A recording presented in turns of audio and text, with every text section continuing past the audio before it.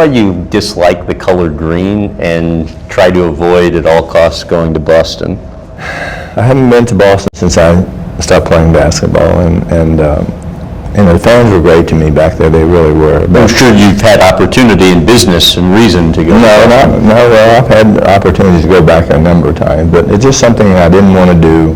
A lot of old bad memories, and I don't hate green, okay?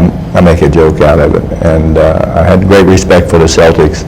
We lost some really tough playoffs against them, and I thought there was 2 times we should have won, and we didn't win. And those are the things that you'll take to your grave.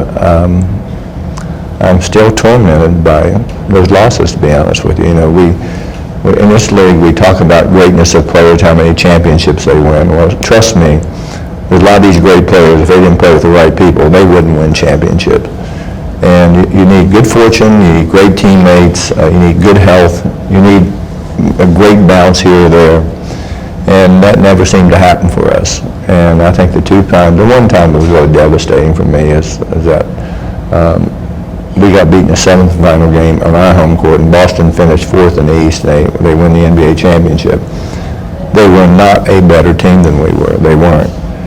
And I've had 2 dubious honors that I wouldn't recommend anyone to have. I was the most valuable player in the NBA finals on a losing team where we got beat by 1 point by California. And I was the most valuable player in a 7-game loss in a series against the Celtics. I don't know of any other player that's ever had that honor, and it's not an honor. What do you remember from that? Oh, just how stupid it was that I would receive that and I wasn't part of the winning team. It was didn't seem right. It was meaningless for me, regardless of how I played. You mentioned you're still tormented by some of the losses. Your Lakers lost 6 times to the Boston Celtics in the 1960s in the finals. What was that like? Well, for me, as I say, I'm very reflective.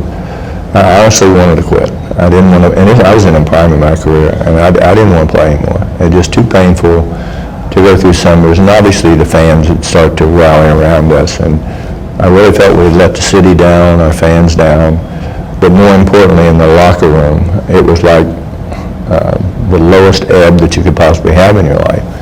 But letting the city and fans down, I mean, you were in the NBA Finals 6 times. Well, it doesn't make any difference. In a decade. Regardless of how I played, and for me, I did some incredible things in the playoffs. And it never seemed to be good enough. And you just said it. I used to say that a couple of those games in particular, I replayed them, and regardless of how I played, I always blamed myself for us losing. And that's a terrible burden to carry around with you. It's a terrible burden. And some people say, well, you got to let it go, let it go. Well, that's not me. I don't. But I think it did goad me into, after thinking about going from where I didn't want to play, and I was, again, at the height of my career, to maybe goading me into, we can do better, we can do better. And at the end of the day, I just know that that's what drove me back to playing again when I really did not want to play. What was the hardest part for you in going through all of that? I always said to myself, the thing that I love the most has brought me the most pain. And that was the thing personally that if everyone looks, you're someone who does a great job interviewing people. But if it doesn't bring you any joy, you have to find a way to take your talent and make it so you have some joy out of it. And I could never find that. I could really never find that. And you try to have distractions in the off season where you can be lighthearted. And I've never been a person who, I'm not a partier, not much of a drinker at all, not much of a socializer. And I was just so immersed in a sport that I loved, and that was my life, that I never really got to a point where I had appreciation for The legendary Jerry West has been described as the basketball genius and a defining figure in the NBA following his death at the age of 86. Very devastating news coming in after the legend Jerry West, actually whose silhouette is considered to be the basis of the NBA logo and was nicknamed Mr. Clutch for his late game exploits on the court. And of course, he had spent 6 decades in the game and as a player, and of course as a team executive. Very few people can claim, such feat to be, at the extreme top of both ends of the game, as a player and as an executive. He's a man who pursued his purpose. He's a man who did so much to the game for close to almost 60 years.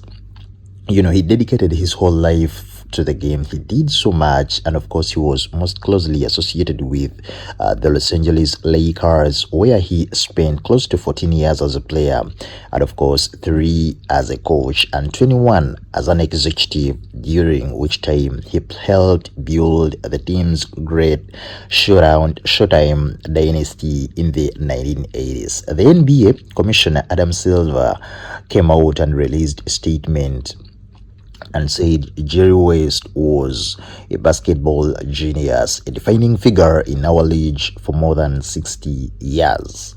He distinguished himself not only as an NBA champion and an all-star in all 14 of his playing seasons, but also as a consummate competitor who embraced the biggest moments. He was the league's first finals MVP and made rising to the occasion his signature quality, earning him the nickname Mr. Clutch. Jerry's 4 decades with the Lakers, by the way, also included a successful stint as a head coach and a remarkable run in front of office that cemented his reputation as one of the greatest executives in the history of the sport and the history of the game as a whole.